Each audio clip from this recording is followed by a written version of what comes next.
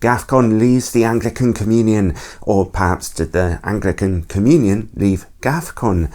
Anglican provinces around the world who are aligned with the theologically conservative GAFCON movement have now cut off fellowship with the Archbishop of Canterbury and are now labelling themselves the true global Anglican Communion. They encompass the majority of Anglican churches around the world, including the only ones which are actually growing, especially in the global south. In fact, based on estimates of actual Sunday worshippers, up to 85% of Anglicans around the world are now being detached from the Archbishop of Canterbury, which is obviously a really big deal and somewhat ironic as well, as Anglicanism obviously has its historic roots in the Church of England. My name's Chris, I'm an ordained Anglican priest and I'm a former vicar of the church in Wales, which is a bit like the Church of England but in Wales here in the UK. I chose to leave that denomination about 3 years ago now for a number of different reasons, and currently I'm now studying for a master's degree while helping out in a lively church of a different denomination altogether. But unsurprisingly, these recent events bring up a lot of memories and even emotions for me. Should Christians ever consider splitting from their churches or denominations, and if so, when? What does the Bible say? What might the trigger point be? And how might you leave in a healthy way if you do decide to go? I'm not an expert theologian, but I want to take you on a thinking process that I went through 3 years ago. And at the end, I'll tell you a little bit about what I'd recommend to someone who's thinking of leaving their denomination for whatever reason. I'm not currently affiliated with GAFCON or the Church of England or the Church in Wales in any way, although, as I mentioned, I am indeed still an ordained Anglican minister, so on very rare occasions this dog collar still makes its way out for various activities. I'm just not currently working for any Anglican church. Pretty obviously, I'll be covering a few controversial issues in this video, so brace yourselves for that if you need to, but I'm going to try and do it in the most charitable yet truthful way possible.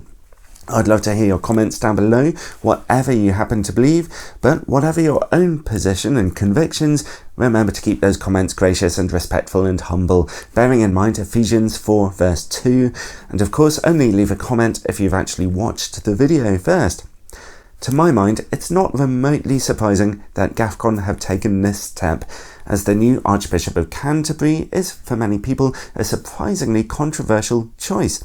The fact that Sarah Mullally is in favour of controversial issues such as blessing same-sex couples and is pro-abortion, and that she is a woman in a position of spiritual authority, well, whatever you think about any or all of those particular issues, it almost seems like the Church of England has deliberately made this choice in order to actually engineer some kind of major schism, as the vast majority of Anglicans and even other Christians worldwide profoundly disagree with most or even all of those issues to one extent or another, and see them as major doctrinal issues of the Anglican faith. The statement from Bishop Andy Lines of the Anglican Network in Europe expresses this frustration by noting that Sarah Mullally's appointment demonstrates the imposition of the worldview of elites from the Western world rather than a desire to engage with and unite faithful Anglicans from different cultures for the sake of gospel mission. At this point, GAFCON primates likely also believe that they are long past the point of actually needing the oversight or assistance of the Church of England or the Canterbury or the See of Canterbury at all. Whoever's figures you go by, GAFCON represents the majority of Anglicans around the world, up to 85% of them, and that majority is only increasing over time. Anglican groups, as well as other churches who adopt more theologically liberal doctrinal positions, have been in collapse for decades now, with the Episcopal Church USA, the Anglican Church of Canada, the Church of England, the Church in Wales, and the Scottish Episcopal Church, all very liberal Anglican provinces in the middle of severe long-term decline. As you can see from this data though, conversely, churches which hold to conservative theological positions are holding steady or even growing here in the UK, and they are certainly growing in the global south and across Asia. In fact, Christianity worldwide overall has been rapidly growing since the birth of the Church, even if there are major struggles here in Europe and persecution in many other countries. Even during my time within the church in Wales, I personally noticed that it was mostly churches who stuck with conservative biblical doctrine who bucked that trend of decline and who were generally healthy and growing. An example of this over the pond would be the year-on-year growth of the breakaway conservative Anglican Church of North America, in contrast to the remarkable decline of the very liberal Episcopal Church USA. So it's not surprising that the majority of worldwide Anglicans, painful though it is, no longer wish to be identified with the Church of England or with other Anglican groups who generally hold what they consider to be unscriptural views on major controversial issues, especially as those liberal churches are clearly and consistently failing. It's also perhaps not surprising that GAFCON primates claim that it's provinces like the Church of England and the Church in Wales who have in fact left the Anglican Communion by choosing to broadly accept such doctrinal changes. And it's also no surprise that new Anglican groups here in the West, such as the Anglican Church in North America, the Anglican Mission in England, or the Anglican Convocation in Europe, under the Anglican Network in Europe group, are now rising up in order to offer doctrinally traditional Anglican worship alternatives. I personally have a number of friends who have joined these breakaway Anglican groups. Now, this is not a video about women in Episcopal ministry, same-sex marriage, abortion, or other contentious issues facing Christians today, although I certainly have my own opinions about those issues. But as someone who chose to leave the church in Wales about 3 years ago now, I thought I'd offer you some of my insights and thought processes, for what they're worth, on church splits, and when or if Christians should leave their churches to join a different denomination or congregation. Are GAFCON's actions sinful or acceptable? Can church splits actually be a healthy thing? And what should you do if you're wrestling with having a tough choice of your own to make in this matter? Firstly, it's worth remembering that technically no one who identifies themselves as an Anglican should have a problem with the essential principle of a church splitting, at least in drastic situations, as Anglicanism itself is a Reformed church, which itself split from Roman Catholicism. Therefore, those who claim that all church splits are sinful and should never happen, and that we are all spiritually bound to being a part of some kind of mother church structure or denomination, are confronted with a question of why they are not, therefore, Roman Catholics. But history aside, the main question we should be asking is, what does the Bible say about all this, if anything at all? Well, the Bible is what I would call annoyingly silent on if and when a Christian should leave their church or take part in a church split. But there are some definite principles in there that anyone who is thinking about doing such a thing can draw from. On the side of maintaining unity, there's no denying that the Bible strongly teaches Christians to get together and to stay together as much as they possibly can. On the screen now is a big list of verses from the New Testament which emphasize the need for Christians to generally adopt a focus on unity, forgiveness, and reconciliation, and commanding us to strive to be and to work together as much as possible, and to be positive about it too. From a purely pragmatic point of view, churches are better off sticking together wherever possible and pooling their resources for the forward movement of the gospel in their locality. In her first address as the Archbishop of Canterbury designate, Sarah Mullally said, "If you want to go fast, go alone.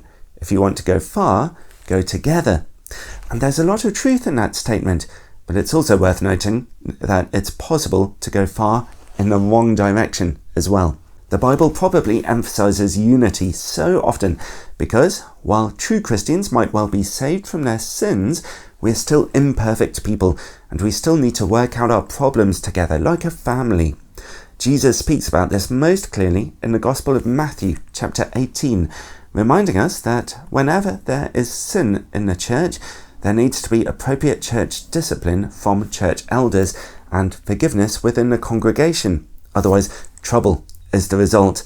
Even senior leaders and bishops go wrong and need a proper system of discipline and accountability. It's also worth remembering that there is simply no such thing as a perfect church, because churches are made up of imperfect people. Complaining that the church is full of hypocrites is a bit like complaining that you went to the gym and saw too many people who are overweight. Well, they're there because they're working on it. There's an old saying, which is that if ever you find the perfect church, don't join it, because then it won't be perfect anymore. Another key teaching emphasizing unity is found in John chapter 17, where Jesus makes clear his desire that Christians should be together as one in purpose, just as he and God the Father are as one, so that the world may believe that you have sent him, which suggests that Christians who are unified present a stronger witness to the unbelieving world. And that, of course, is true. If Christians are seen to be bickering all the time over petty issues and doing so in an ungracious way, then this makes the church look like any other worldly institution, and people don't want to see that in the church. But Jesus isn't necessarily declaring that there should therefore be only one centralized church denomination, but rather that Christians should be generally seeking unity in purpose with a generous spirit. Romans chapter 14 is a go-to section of the Bible about Christians having different personal convictions on secondary issues of faith. So it is all right if we don't all agree on everything. Christians can actually set a great example to the world by accepting their differences with grace and forbearance, and even with a healthy sense of humour, which is something we definitely do not see in many places in our cultural landscape today. As an example of different churches being one in purpose, in my hometown in Wales, the local Anglican, Baptist and other independent churches have successfully worked together over the years to provide food and meals for homeless people, find places to live for refugees from the war in Ukraine, and put on local missional events. Although they are different churches with different views on secondary issues of faith and different styles of worship and liturgy, this is still a good example of Christians being together as one, as Jesus commanded, without the need to form one single church. And we are better off working together wherever that is actually possible. A theological argument for Christians to choose to stay in a church which is somehow errant in practice or theology comes from the Old Testament and is sometimes described as remnant theology. Whenever the nation of Israel messed up in the Old Testament, which was time and time again, we observe a pattern of God leaving a faithful remnant inside the nation as a prophetic voice to call them back to repentance, even after their exile to Babylon. An example of this in the history of the church would be Bishop Athanasius of Alexandria back in the 4th century, who continued to teach the truth from the Bible about the divinity of Jesus Christ, despite most of the Christian church of the time trying to pressure and threaten and persecute him into accepting the false teaching of Arianism, which was the idea that Jesus is rather a creation of God. Athanasius didn't give up though, and his prophetic continued witness within the church made a major positive difference to the church, eventually correcting its views. In fairness though, one might argue that the faithful remnant staying behind in today's situation are indeed GAFCON themselves, by virtue of choosing to remain faithful to God's teachings in the Bible, even if it means pulling out of the Anglican Communion, or from their perspective, expelling the See of Canterbury. Overall though, it does have to be said that biblically, theologically and pragmatically it is very good for churches to seek to stay together as much as possible and to avoid splitting. Does the Bible offer any arguments in favour of Christians separating from a church they believe is apostate, or at least going badly in the wrong direction though? Well, divisions in churches tend to emerge when some kind of sin or false teaching emerges within them without being corrected, particularly when the issue relates to a major primary doctrine of the faith. most of the internal problems and disasters faced by the nation of Israel in the Old Testament were caused by false prophets and false teachers who insisted that God was cool with certain practices and behaviours that the Israelites were getting up to, when in fact he definitely wasn't. And if you really want to give yourself the heebie-jeebies, then read Ezekiel chapter 9 to see what God thought should happen to those false prophets. The New Testament continues in this vein, strongly and repeatedly commanding Christians to value correct doctrine in the church and to reject false teaching, especially when it comes to the most important areas of Christian belief. If you have any doubts about how seriously Jesus takes false teaching in the church, particularly regarding idolatry and sexual morality, well, take a moment to read Revelation chapters 2 and 3, where he strongly and sharply condemns any church who are doing those things and repeatedly threatens to withdraw his presence from them altogether. And who wants to be a part of a church where Jesus has withdrawn his presence? Such an institution, by definition, is no longer actually a church, whatever they might feel about the matter. To spread false teaching is a very serious sin, and the rest of the New Testament teaches that, ultimately, unrepentant people in serious sin are to be put out of the church, as Jesus taught in Matthew 18, and as we see repeatedly called for in 1 Corinthians chapter 5, 2 Thessalonians chapter 3, 1 Timothy 1:20, and in other places too. 1 Corinthians chapter 5 particularly looks at refusing to tolerate behaviours which God has labelled sexually immoral. We're not called in any way to shun anyone we end up separated from, by the way, which is something the Jehovah's Witness group are infamous for doing, but we certainly are called to draw a line in the sand over false teaching and sinful behaviour. Even very liberal Christian churches end up having to do this from time to time. But ultimately, here's the rub.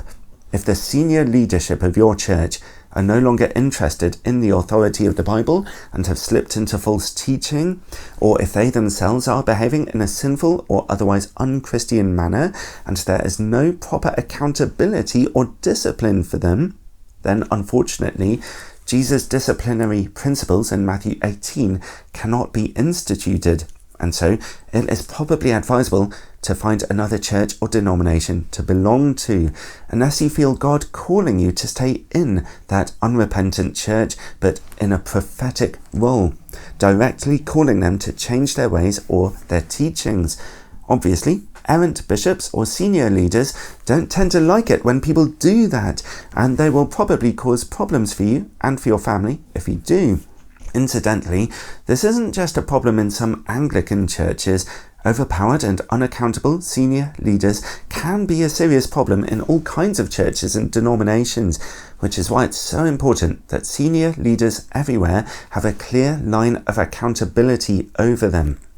One of the only examples in the New Testament of any kind of church split comes in Acts chapter 15, where Paul and Barnabas part ways in their ministries over a sharp disagreement they had.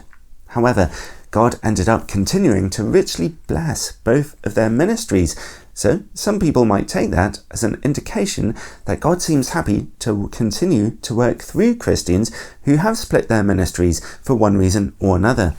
And one final key passage to bear in mind would be in 2 Corinthians chapter 6, where Christians are strongly encouraged to separate their spiritual lives from those of people who are unbelievers.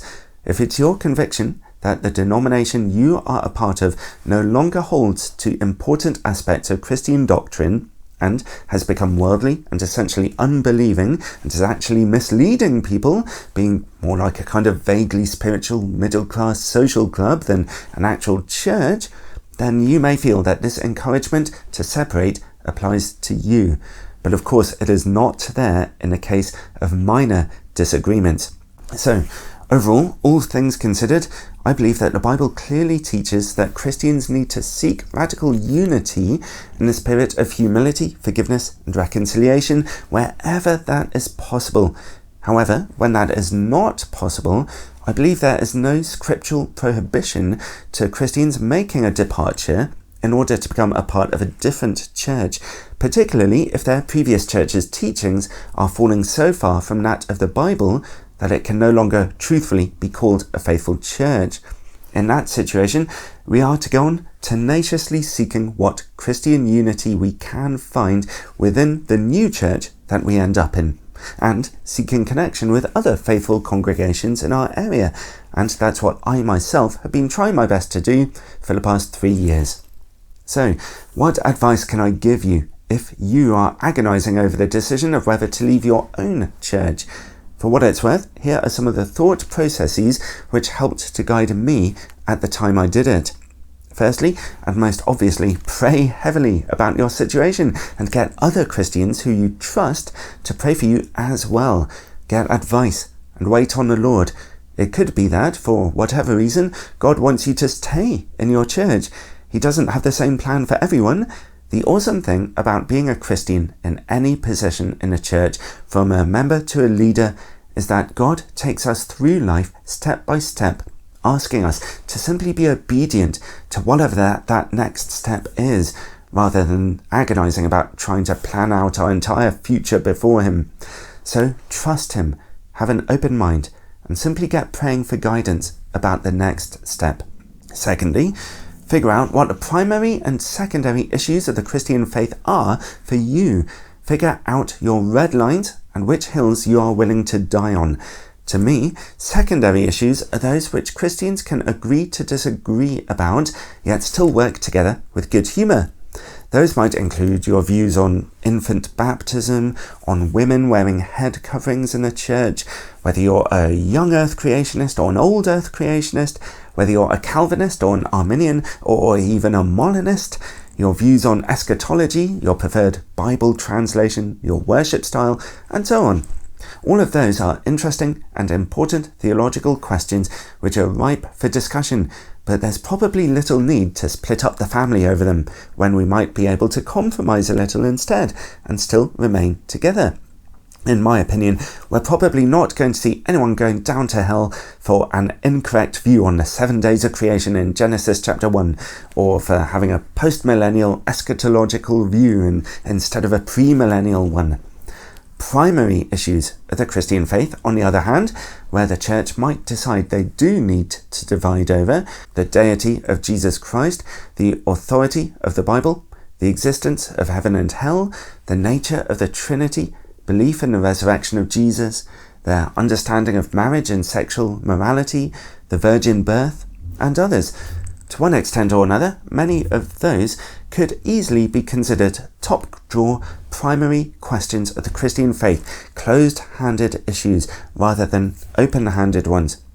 Now, I'm not going to tell you which issues should be primary or secondary for you, because that's up to your personal conviction. But in order to figure out each category to put each issue into in your mind, you could start by asking yourself, does the Bible clearly condemn this teaching or behaviour or not? Does the Bible suggest that this issue is one of salvation? For example, the Bible is crystal clear that the sexually immoral will not inherit the kingdom of God, alongside greedy people, drunkards, adulterers, slanderers, and others who remain unrepentant in those areas. So it's no use taking an easygoing stand on any of those issues. You could also go to church tradition by perhaps examining the Apostles' Creed or the Nicene Creed. A fantastically helpful book on this very subject is called Finding the Right Hills to Die On by Gavin Ortland, which is a very humble, faithful and practical piece of work, and Gavin's work here on YouTube is spectacularly good as well. Thirdly, is the problem you're concerned about an issue with the culture of your church or with its specific official teaching? For example, there might be some bad eggs in your churches, errant pastors or even errant bishops, or some kind of unhealthy culture, such as alcohol dependency among the clergy or some such. But that's something which can be spoken out against and hopefully addressed. Whereas, when a church's senior leadership are putting out official teaching which contradicts the Bible, or behaving in an uncontrolled and sinful way without any proper accountability, then there's little to be done, and that church's banner may not be one which you can continue under in good conscience. Bear in mind, there can be some blurred lines there. For example, Dame Sarah Mullally's pro-abortion stance is not the official teaching of the Church of England, but simply by virtue of being endorsed by the Archbishop of Canterbury, it could be seen to be official teaching by a lay person who doesn't know any better, causing people to be led astray, and you may want to have no part of that. Next, practically, spend a week or so in prayer, writing out a list of reasons for you to stay in your church, and then flip the piece of paper over and take a week out to pray and reflect and write a list of reasons why you should go. And see which list turns out to be bigger and more significant to you. I found that process incredibly helpful. My own list of reasons for going, personal, practical, and theological reasons, ended up being about twice as long as the list of reasons for me to stay, and I've kept that list on file, by the way, as a helpful reminder of my reasons for going if ever times got tough and I was uncertain about the decision I had made, which isn't very often, thankfully. And when you're writing those lists, remember, your first duty as a Christian under God is to your family, not to your ministry. So, if you are married, then take the needs of your spouse and marital happiness into very careful consideration. Next, try not to just be going out from your church because you're unhappy. Try to go in to something new so that you're not left at a loose end. And again, that has got to be God's calling on your life. It's possible that God is calling you to start your own church, but that would be a huge calling and would need rather an apostolic gifting with a lot of energy and a lot of support behind you. You could be of equally great impact for God's kingdom simply by joining and helping out in another local church under their leadership, just humbly serving. Or perhaps God has a parachurch ministry of some kind for you to get your teeth into, or perhaps even secular employment. Remember, we need strong Christians in secular places of work in order to influence our culture in a positive way and be salt and light in everyday places of work. But try to wait until you have a clear calling from God about the next step before you make any final decision. If you do decide to leave your church, then do it well. Don't burn bridges unnecessarily. Don't be deliberately offensive. Be conciliatory wherever you can, but also be honest and truthful and humble. Speak to your bishop or archdeacon about the concerns you have directly before you make a decision. If something's gone wrong, then this gives them a chance to explain their own position and perspective, or even offer you perhaps some kind of different role in the church, which you might feel you could take on instead. I'm very glad that I went to see my bishop for a frank discussion about my deep concerns about their behaviour and about the problems in the wider church in Wales in the most gracious way I could before I decided to go. It gave the bishop feedback on my feelings and a right of reply. Also, the bishop's response to my concerns at the time was so alarmingly poor that it actually helped to cement my decision in the end, which was actually quite helpful. If you believe God is calling you to stay in your church, even though it has serious problems, then be prepared for that to be equally tough. You will need a lot of special grace from God to be a prophetic voice and to thrive in a church that has gone wrong. You will need to ask yourself, how can I continue to be salt and light in this position? What are my coping mechanisms for feeling lonely in a church that opposes my own convictions? How can I stay sharp and radical and devoted as a Christian in this environment when my colleagues and perhaps even congregations are so compromised? If you're fighting for truth in a church where no one wants to hear it, you'll need a special and unusual amount of grace from God in order to do that in a humble and constructive and effective way. You'll also need good Christian friends to care for you, and you'll need a lot of coping mechanisms to keep yourself sharp for the Lord. Whatever your choice in the end, show genuine love towards those who have disagreed with you about your decision. If you leave, show respect and love to those who are staying, and vice versa. Remember your humility and your generosity and all those other fruits of the Spirit which we need to nurture in life's most difficult moments. And finally, I have an important reminder for you. God loves you deeply just for who you are, not for your ministerial position, not for your achievements, and certainly not for how popular your decisions may or may not be. Even if you get it wrong, he's still going to love you. You are a cherished and valued child of God, and just by the fact you're taking these questions so seriously, even to the point of getting to the end of this video today, that is a sign your heart is in the right place and that you're seeking the best answers. God sees your struggle, he sees your integrity, he understands, and he's ready for you to lean on him. We may not know exactly all that our futures hold, but thankfully, all that God calls us to do is simply be obedient to him, step by step. Remember 1 Samuel chapter 15, to obey is better than sacrifice. So wait on God, listen to him, follow his call, and even if things get painful, still, you won't go too far wrong if you're seeking his will, letting him lead you, and following his ancient paths in everywhere you choose to go.